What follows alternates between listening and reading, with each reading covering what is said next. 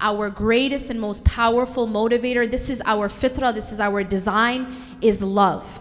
It is love, ironically, for the wrong things that make nations go and bomb other nations. It is a love of power. It is love of wealth. It is love of domination. It is love that will make a person give up their life for another person. It is love that will make a person shoot another person because they want their sneakers. It is love of wealth or love of status. And so we all need to be talking about love because love is extremely powerful. And if we love the wrong things in the wrong way, we can actually destroy the world. That is a fact. And we are seeing the world getting destroyed because of that wrong love for the wrong things. We have entire governments, entire nations that have no problem killing women and children because they love to stay in power. We're seeing that right now. So talking about love, this isn't a small topic. This isn't like we're just sitting here talking about rom-coms. This is a very deeply important topic, and we need to understand what love actually is and how loving in the wrong way can, in fact, not only destroy you, but can destroy the world. So that's big. That's important. I want to begin by saying this. I'm going to narrow my topic to romantic love. All right? That's what I'm going to talk about. Now, in the topic of romantic love, I'm going to say a few things. I'm going to list a few mistakes that we make or a few pitfalls that we fall into in terms of this, under this topic of romantic love. The first one I'm going to begin with is what I believe is the most important. And that is this. It is a mistake that so many people make. It is a mistake I made. It is a mistake I think the sister was saying she made. Many people make this mistake. And that is this. Allah subhanahu wa ta'ala created love. And I'm going to put it this way. Allah created different kinds of love. Allah created, for a more clear explanation, to simplify, Allah created different compartments within our heart to contain love and different kinds of love. Now, everything is fine as long as you keep the proper love in the proper compartment. Okay? And I said earlier that I'm going to talk a little bit about my book. My book is basically centered around this concept. Is that there are different compartments within the heart, and each compartment is created for a specific kind of love. And as long as you keep everything in its proper compartment, you'll be okay. But the moment that you put things in the wrong compartment within your heart, that is when the real damage happens. And you guys are probably wondering what I'm talking about. I'm going to give you an analogy before I explain what I'm talking about. Have y'all ever gone to a gas station before? Okay, excellent. And when you get to the gas station, imagine one day you get to the gas station and you pull up and you realize that you just think that gas is too expensive that day. But you notice that there's a sign for orange juice. And orange juice happens to be on sale because it's Sunny Delight. It's not real juice. And you say to yourself, you know what? I'm a little cheap and I'm going to just put orange juice in my gas tank because it's cheaper. What's going to happen to your car when you put orange juice in the gas tank instead of gas? Because it's cheaper. Anyone? Any mechanics in the room? Y'all don't have to be a mechanic to know that you're gonna destroy the car. Fair enough? You're gonna destroy the car. Not only is it not gonna run, but you've actually broken the car. You feel me? Okay. So within the human heart, there is a compartment, just like a gas tank. And that compartment, just like a gas tank, is only made to hold a certain type of thing. A gas tank is only created to be able to handle gas, filling it up. But if you put orange juice in that gas tank, you destroy the gas tank and you destroy the entire car. Now, what does that have to do with the human heart? See, there's this part in the heart, and I will call this the lub of the heart. It is the very most central, most inner part of the heart. This isn't normal love. No, this is the center of our existence. This is what I live for and what I will die for. This isn't just love, this is worship. It's the kind of love that becomes worship. But it's not worship in the sense that you're praying to this thing. People don't pray to money, but they worship money. And the reason why they do that is because their love of money is in this central part of their heart that was only created for the love of God. So you understand what I'm saying? I'm saying that within the human heart, there's an innermost part that's like a gas tank. It's only created for gas. In the case of the heart, it's only created for the love of God, Allah. This is, in other words, I'm going to call this an ilah. Ilah. When you become Muslim, every single day when you pray, as a believer, you say this every single day. Many times a day you say, La ilaha illallah. What do we even know what we're saying? We don't actually know what we're saying. We're not only saying there's no God but Allah. Because then you think, okay, there's no creator but Allah. This is true. But essentially what we're saying is that there's nothing that goes in the core of the heart except for Allah. Except for God. Whatever language you want to say it, the creator, the ultimate, the almighty is the only one who goes in that central part of my heart and of my life. That's what La ilaha illallah is at a core level. And that is why a person will become destroyed if they put anything else in that core level. Just like the car becomes destroyed when you put orange juice in it. Yeah? Just like a car becomes destroyed because you put orange juice in the gas tank, a human being, a society, a family, the entire world becomes destroyed if you put anything else in that core level other than God. Now, what does that mean? It means if I put money there. It means if I put status there. It means if I put power there. It means even if I put another person there. You guys following? I'm talking to a room with a lot of women. And you know, subhanAllah, no one teaches us this. I will tell you I wasn't taught this. Because I was taught, you just love. You just love. Love is always just it, right? It's always, I wasn't taught that there's a wrong and a right way to love. I wasn't, in my Islamic upbringing, this was not taught to me. And I had to learn it the hard way. And I'm talking blood, sweat, and tears. And that's how Reclaim Your Heart happened, by the way. That's how my book happened, is blood, sweat, and tears, learning this one lesson, just this one lesson, the hard way. And I'm here to tell you the easy way. I'm telling you, don't do it. Because what happens is, even another human being, and I'm talking now your spouse, yeah? Like your spouse. Well, you're supposed to love your spouse. But if you put your spouse in that centralmost part of the heart that's saved for Allah, and I'll give you examples, you will actually be destroyed. And when I say you'll be destroyed, I mean that you will endure a lot of pain. I'll just put it that way. You will endure a lot of pain, and you actually cause a lot of pain. Because no one, Allah did not create the human heart to have the capacity to even contain anything else in that central part of your heart. It's like taking something other than Allah and making it an ilah. Believe me, an ilah is not just a stone idol. An ilah is not just a stone idol that you pray to. An ilah is essentially at its root, if you study the term, if you study the root of the word ilah, you see that it is anything that you put at the center of your existence. It becomes that which dictates every single thing you do or don't do.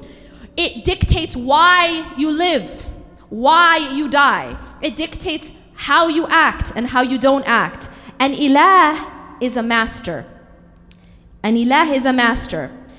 And the problem is, this is a lesson you'll always have to remember. Whatever you love most in life is your master. Simple as that. Whatever you love most in your life is your master. If that is money, then you are a slave to money. If that is your spouse, then you are a slave to your spouse. If it is your children, and now I'm talking about something that's just like blows your mind as a woman, especially as a mother and as a father. We definitely ain't taught this, that there's a wrong way to love our children. What? There is a wrong way to love your children. Why do you think we have so many problems with the whole mother-in-law issue? Do you want to know the reason? Anybody want to know the reason? This is the reason. It's because the dynamic to begin with from day one was unhealthy. I'm telling you guys something maybe we don't want to hear, but it's the truth. The dynamic was unhealthy from day one, because that boy, that son of yours, was never supposed to be in that part. That part is saved for Allah. Your life was never supposed to revolve around your children. I know, it's like, what? Your life was never meant to revolve around your children. It's unhealthy. And actually, your life is supposed to revolve around Allah. This is something we're not taught. But it's unhealthy, and it creates unhealthy consequences. And yes, that is why we have an issue then when the son grows up and now he's getting married and all of a sudden there's a competition. There's not supposed to be a competition between a wife and a mom. That doesn't even make any sense. But the fact that there is only because the dynamic from day one was unhealthy and it was wrong. They taught you that you're supposed to revolve your life around your son, namely your son. They taught you that that's actually how to be a good mom. It's not how to be a good mom. It's unhealthy. Your life continues to revolve around Allah, whether you're married or unmarried, whether you're a mother or you're not a mother. And only when your central point in your life is Allah, your greatest and deepest devotion and love is for Allah, only then, and mark my words, only then will you have healthy relationships with the creation. Only then can you have a healthy relationship in a marriage and with your children and with your friends and with your colleagues. Only if you're putting everything in the right compartment. I'm not up here to tell you that you're not supposed to love your children. For God's sakes, we love our children to death. I'm not here to tell you you're not supposed to love your spouse. I'm not even telling you not to love money. Love these things. Allah subhanahu wa ta'ala and His Messenger made it halal. But what does Allah warn us from? Allah warns us in the Quran, قُلْ إِن كَانَ آبَاؤُكُمْ أَوْ أَبْنَاؤُكُمْ. Allah in this ayah gives us a list of all halal things. All halal things. Say, if your fathers, meaning your parents, your sons, your children. And Allah lists 8, I think, halal things to love. And He says your parents, your children, your spouse, your siblings, your wealth, your business where you fear decline. Is any of this halal? Is any of this haram? Does the ayah say your boyfriend or your gambling or your drinking habits? No, all halal. But Allah warns us, if any one of these things ahabba ilaykum min Allahi wa rasulah is more beloved to you than Allah and His Messenger, that's when you face a problem. Because even the halal, if it's loved in the wrong way, will cause much damage, and this damage will be to yourself and others. So the first thing I want to say is this: we have to put things in their proper place. When we say La ilaha illallah, when we say there's no ilah except for Allah, what we are saying is that nothing else goes in the core of our hearts and in the core of our lives. Nothing else do we revolve our existence around except for our Creator. And that can't be our money, it can't be our business, it can't be even our children or our spouse. It can't be status, it can't be power, it can't be our career. It can't be these things. And I'm gonna tell you guys another secret. Remember how I told you about orange juice in the gas tank, right? How do you know that you're loving something in the wrong way? I'm gonna give you a very easy way to know. It's gonna hurt like heck. It's not gonna feel good. It's not gonna feel right because the car knows that you just put orange juice inside of the gas tank. The car feels it. It doesn't run right. It actually ain't gonna run. It's not gonna run at all. So the way that you and I will know that we have things in the wrong compartment is that we become tormented by that which we put at the center where only Allah should be. Is that making sense? If that is your business, you will not sleep because of always your worry about your business. If it's your career, you won't be sleeping. You'll need to start taking pills to just calm yourself down. Because you put, and that's a sign, it's because you put it in the wrong compartment. If it's your children, same thing's gonna happen. They are going to torture you. And I'm not talking the normal torture, yeah? I'm talking a different kind of level of torture, of torment. If it's your spouse, even your spouse, you'll know because you'll feel it. You'll feel that pain. And that's Allah subhanahu wa ta'ala showing us we need to move things around. We need to put Allah back at the center. You know, when I mentioned this whole thing about us mothers, when we raise our children, and if we have that dynamic incorrectly, what happens when they get older is, it's kind of like, well, I did tawaf around this boy my entire life, and now you think you're going to come and take him away? Right? Fair enough. You weren't supposed to be doing tawaf around him ever. Like that, this concept that your life begins and ends at your son was never healthy. No, that's not what it means to be a good mom. What it means to be a good mother is you have Allah at the center, and then you love your children, and then you love your spouse, and then you love everyone else, but Allah's at the center. You don't put Allah aside. You don't put Salah aside because you got soccer practice. You feel me? Oh, but I have to take my kid to XYZ, every kind of activity in the universe, but I'm missing my Salah. That means my priorities are off. Or I gotta cook this, so I'm missing Salah.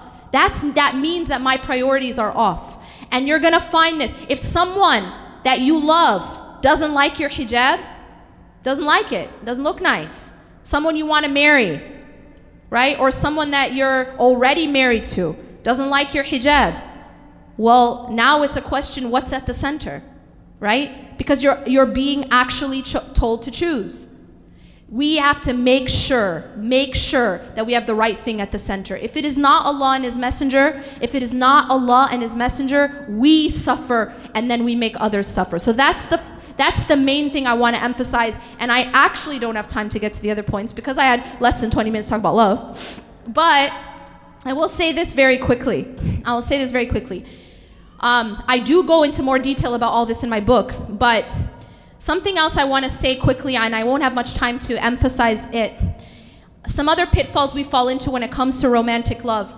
One of the big ones is that we focus on the surface and we miss what's inside. Now, obviously, in terms of appearance, yes, this is an obvious thing. I think many of you already know about this. But there's another level of this which I've seen and I've experienced, and that is that a lot of times we mistaken, as the sister said, what I call surface romance. We mistaken surface romance for deep connection. And the two are very, very different. See, you might have a man or a woman who does these things for you, these things and these gestures that the sister was mentioning, the roses and the surprises and all of that. And you may believe that means that you have a connection. But there is a very, very big difference between surface romance and deep connection. Deep connection is about, and these are big terms, deep connection is about compatibility. Deep connection is about vulnerability. Deep connection cannot only just be in these gestures. So I advise you and all those who are looking, for example, for marriage, look deeper. And one last thing I want to say, I will tell you, and everyone who advises you will tell you, look for deen, look for character. Absolutely, those are a must. But I will also tell you that it is not enough. It is not enough. And I'm going to say this, and I know this from experience. What I speak about, I know from experience, that it is not enough. And there are many examples, namely even in our tradition, we know, for example, great people, Zayd and Zainab, they were both amazing character, they both amazing, had amazing morals and deen, but they were not compatible. They were not compatible, and so they actually got divorced. And so what I want to say to you is that, yes, you look for deen, yes, you look for character, but it is necessary, but not sufficient. It is not sufficient. You have to, and I cannot emphasize this enough, you have to look for compatibility. You have to look for compatibility. And I'm not just talking about surface compatibility. I'm not just talking about, I'm from Egypt, he's from Egypt, and so we're compatible. Right? That's not what I'm talking about. I'm talking about a deeper level of compatibility, and that's again a whole other discussion. أقول قولي هذا واستغفر الله لي ولكم إنه غفور رحيم سبحانك الله وبحمدك أشهد أن لا إله إلا أنت أستغفرك وأتوب إليك.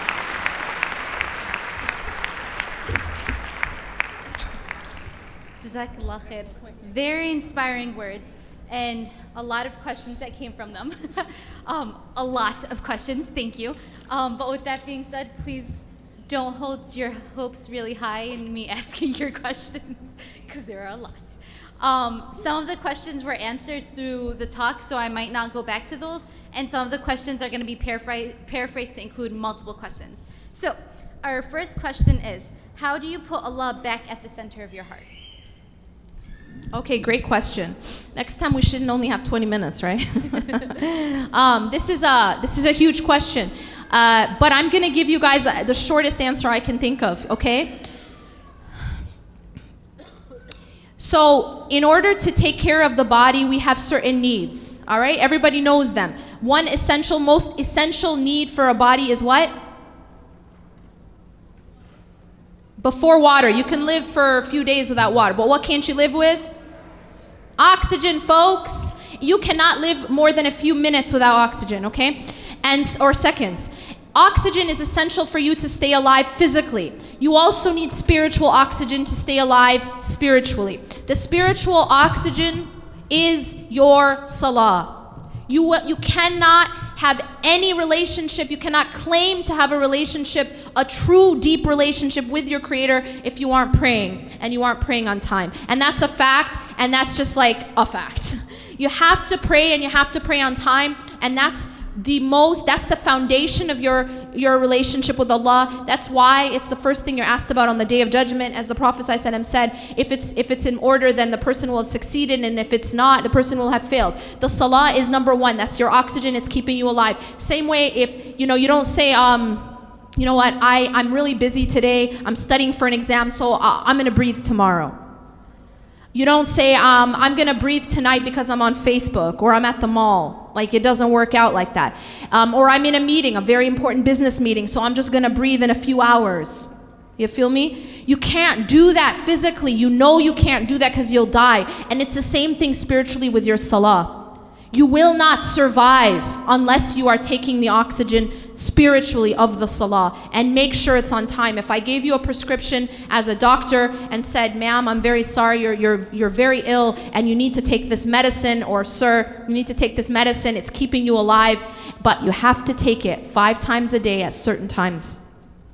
There's no one who's gonna say, well, today I was busy, so I'll take all 5 doses before I sleep, right? You're never going to do that because otherwise you'll die. No one's going to say, I'm going to miss a few doses because I had something else to do. You feel me?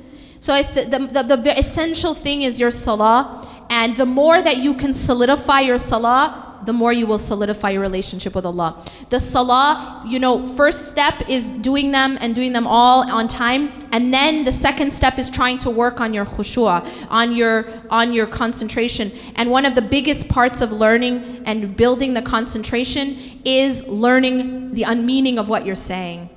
Even if you don't speak Arabic, you can learn the meaning of salah. If you were speaking to a king, or a king gave you a letter and it was in a language you didn't understand, you'd probably go through the effort of at least translating it, right? So we have the Quran. This is the word of not a king but Allah. And if we don't understand the language, we need to at least go through the effort of translating it. And the same thing when you're speaking. If you have a best friend and you're talking to them, but you're speaking in a language that you don't understand, like you're speaking Chinese, how close will your relationship be? When you're speaking to someone, you need to know what you're saying. So when you're speaking in salah to Allah subhanahu wa ta'ala, at least learn what you're saying for those parts of the salah, the minimum at least. And then I'm going to add something else. And that is that the relationship with the Quran. Make sure it's a daily relationship, and that you're understanding, you're not just reading, but you're understanding. Again, the example of the letter from the king, and Allah is high above any analogy. And finally, I'll say this. In order to take care of the body, you need oxygen, you need to feed the body, obviously. And the food of the body is the Quran and the remembrance of Allah. But you also, and I'm going to add one other thing, the adhkar. If you can add adhkar into your daily routine, you will find that your relationship with Allah subhanahu wa ta'ala will become much, much stronger, and your emotional and psychological state will become much more stable. And it's also something I've learned experientially. Lastly, you have to protect and clean the body. No one says, I don't need to take a shower today because I did that last November or last October. That would be problematic, and no one would want to be around you. And that's because you know that you have to consistently clean your body, because dirt and sweat consistently build on the body, right? And in the same way, our hearts are constantly getting dirt on them from our sins. And that cleaning is istighfar, is the repentance that the Prophet ﷺ used to do 100 times a day, right? And then what about us? So we have to constantly be asking for forgiveness. Istighfar consistently is cleaning. That's your shower, all right? Internal shower. And protecting the body, we need to protect our ears, our eyes, and our tongues, because these are the openings to the heart. So that's kind of like, in a nutshell, like an hour-long lecture, but that's kind of in a nutshell, how to take care of your heart and your relationship with Allah subhanahu wa ta'ala. Jazakallah khair. That actually took care of a lot of questions. Allahu Akbar. So perfect. My next question, or the audience's next question, is how do you deal with those feelings of love when you're unmarried, especially if there is a love interest involved? Got that one. No. Got that one. I'm not going to touch that. That's a very good question. How do you deal with matters of the heart when especially there's a love interest? MashaAllah, Sister Yasmin, she talked about all of we're talking about the end goal, love. So alhamdulillah, that covers part of that. But the practical steps of, you have a love interest, you have to ask yourself, is there something I can actually do about it? Am I at an age where I can actually get married?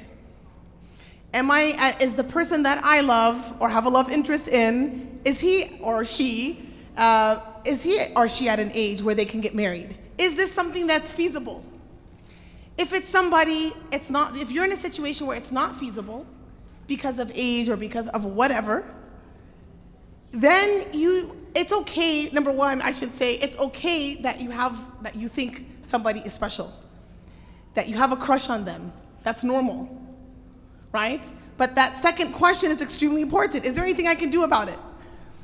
Number one, if they're already engaged or married, like them and that's it, it's done with. Okay, mashallah, great. He's a great person, I'll move on. If it's because of age or because of, you've tried for so many years and parents are just saying no, that's another issue. You have to move on. It's not the end of the world, right? If there is something you can do about it, go through the halal means. Don't go through the back door. Don't say, you know what, I want to really get to know this person for 3 months and we're going to meet at Starbucks only, so it's super halal because it's in public. And then we're going to tell our parents, because if I tell my parents ahead of time, they're going to freak out and they're going to force me to marry this person. We're going to be engaged for 5 years. And then we're going to be married for 5 years, like the sister. Engaged for 5 years, and that's another torture that opens a lot of doors for things that could happen, right? Yes, being engaged for 5 years is not a good idea. So, go through the front door. Go through the front door. Sisters, if a brother is ready to man up, and go talk to your father or your wali, you've got the right guy. This is a good start. If he says, no, you know what, like I said, we have to make sure we have a deep connection. This deep connection that Sister Yasmin talks about, this comes later. You would just want to make sure there's some, surface compatibility, there's some place that you can start from to move forward. You go through the right channels. Yes, brothers, you have to go to the sister that you're interested in, her wali. Ask for say, may I speak to your father? Yes, you have to do that. If you don't have the courage to do that and you want to go through the back door, already the relationship is starting on the wrong foot. So that would be just a few nuggets of advice, inshallah. May Allah subhanahu wa ta'ala make that process easy, inshallah. And if I could just add something, sorry. No, clap for her. Don't want to interrupt. I just wanted to add something, and that is, I'm noticing a trend, more so with the coming generations than my generation, I guess. And that is a lot of people just want to chit-chat. You feel me? They just want to chit-chat. And they want to keep chitting-chatting, okay? And chit-chatting. And it's really fun, and it's cool, but don't want to actually commit. Please, to those people say, ain't nobody got time. Please realize that your worth is far too high to waste your time with people just looking to chit chat. Okay? If a man, as she said, is actually serious about wanting to get married, he will want to approach your wali, your father, early on in the whole conversation. And if you find that he is absolutely hesitant about that step, then he may be a chit-chatter. And ain't nobody got time for chit-chatters, I promise you. And so what I'll say to you is, please save yourself a lot of headache and heartache and time, and don't even go down that road, all right? So one is, are you at a stage where you can get married? That's very important, obviously. But the other is this person actually serious about getting married, or are they just looking to fill up some time because it's fun? And this whole idea, well, let's just be friends. Oh, no. I'm very serious, and I'm looking for marriage, and I'm not interested in just chit-chatting. So make sure that you have, one of the best indicators is, okay, can you talk to my dad? And realize talking to someone's dad doesn't mean you're gonna do nikah the next day in 24 hours. Talking to someone's dad is just means I'm serious about the intention of marriage. It doesn't mean that now you're khalas, that's it, you're stuck. Talking to someone's dad doesn't mean you're stuck. It just means that I am serious about this process. And we need to reinstitute that tradition. Please, God, let's go back to that. But we as women have to kind of have boundaries. We really have to have boundaries. And men too, brothers too.